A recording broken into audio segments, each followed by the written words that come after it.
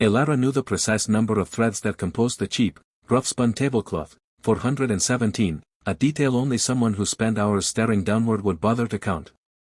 Her world was small, woven from the muted colors of her Familia's disappointment. While her two sisters, Lilac and Rose, were vibrant canvases of beauty and social grace, Elara was the sketch left unfinished, her hair the color of dust, her eyes a serviceable gray, her features, in her moteur soft repeated critique, too plain to ever catch a decent man. This perceived deficit was not just a personal failing, it was a financial catastrophe for a family struggling to maintain appearances on a failing farm. The hook came not with a knock, but with the roar of a polished black Ford pickup churning dust into the late afternoon air. Out stepped Silas Thorne. The name alone carried the weight of the county's largest cattle empire, Thorne Ranch. Silas was an enigma, a man whose wealth was only surpassed by his fierce, almost monastic privacy. He never attended the town socials, never courted the local belles, and never, ever came calling. Until now. Elara was ordered to stay in the kitchen, a phantom among her own kin, while her sisters preened and primped, their laughter echoing the sound of coins they desperately hoped to acquire. But Silas Thorne barely glanced at Lilac's carefully curled auburn tresses or Rose's dazzling, practiced smile. He sat heavily in the worn armchair, his hands, calloused from real work, resting on his broad knees. "I need a woman to manage my household," Silas stated, his voice a low rumble, cutting through the pleasantries like a serrated knife. "The ranch is vast, the staff is large, and I need someone with honesty, discipline, and no illusions about glitter." The atmosphere in the room shifted from hopeful romance to sharp-edged negotiation. Elara's father, seeing a different kind of opportunity, cleared his throat. "My daughters are exceptional, Americana, but I must be frank. Lilac and Rose are destined for high society. Elara, however." A gesture vaguely toward the kitchen where Elara stood, unseen, beside the pantry door. "Elara has few prospects. She is a dedicated worker, quiet, dependable, but, well, you see her plan. We would accept a lower dowry for her, Americana.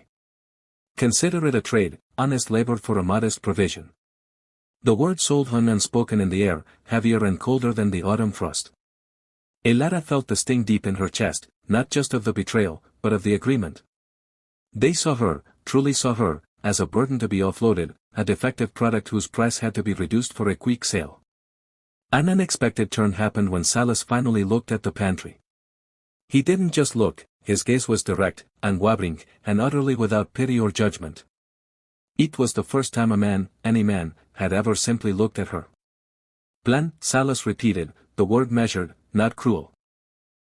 He didn't address the father or the sisters, he spoke across the room, to Elara alone. "I have no need for decorative porcelain, sir. Porcelain shatters. I need granite. I need someone who sees reality, not just the reflection they wish to cast." He then did the unthinkable. He stood and walked past the shocked sisters, right up to Elara. "I'll take the modest provision," he said, holding out a hand to her, not looking at the family again. "But I won't take her as a maid or a worker. I'm looking for a partner, Elara. Someone whose honesty is a light in the dark. Someone who doesn't see a life of opulence as their due, but as a chance to do good." Elara's world tilted. Her family watched, bewildered, as she laid her 417 thread cloth aside and placed her hand in his.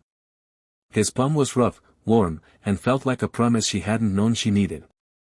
The following weeks at Thorne Ranch were a profound realization. Silas was not looking for beauty or social standing, he was looking for integrity. He took Elara to the ranch's ledger books, not the linen closet. The vast estate was not just a symbol of wealth, it was a complex operation supporting hundreds of families in the valley through farming grants, community education, and local initiatives. Silas, the recluse, was a silent pillar of the community, but he was overwhelmed by the sheer scope of his own goodness. "My sisters and mother always said my lack of looks was a curse," Elara confessed one evening, her voice small against the towering fireplace. Silas looked up from the architectural plans for a new community library. "Your lack of interest in vanity, Elara, is the purest form of wealth. You see the true cost of things, the hidden needs.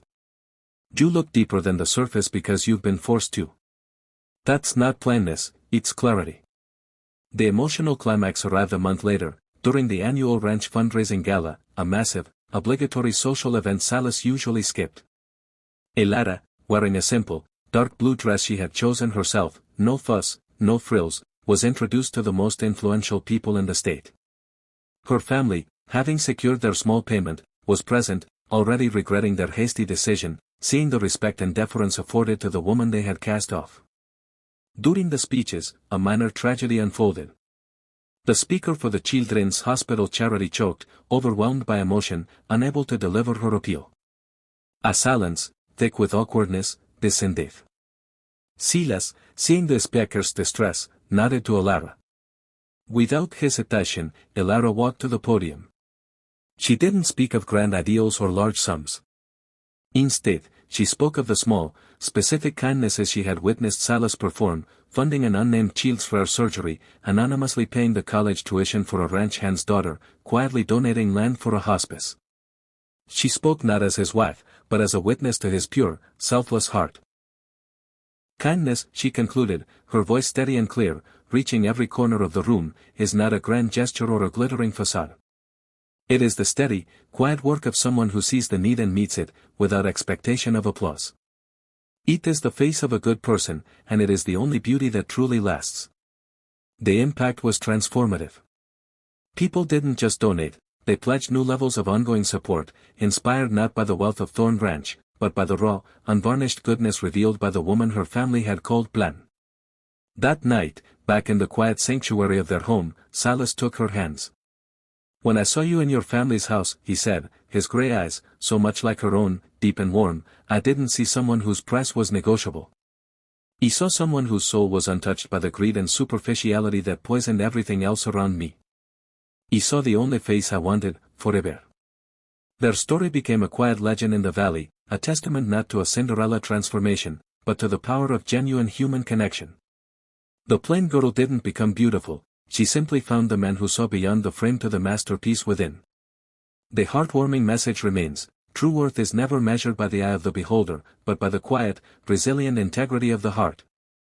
The greatest beauty is found in the clarity of selflessness, and for those brave enough to look past the surface, they will find the kind of profound, lasting connection that can transform not just two lives, but an entire world.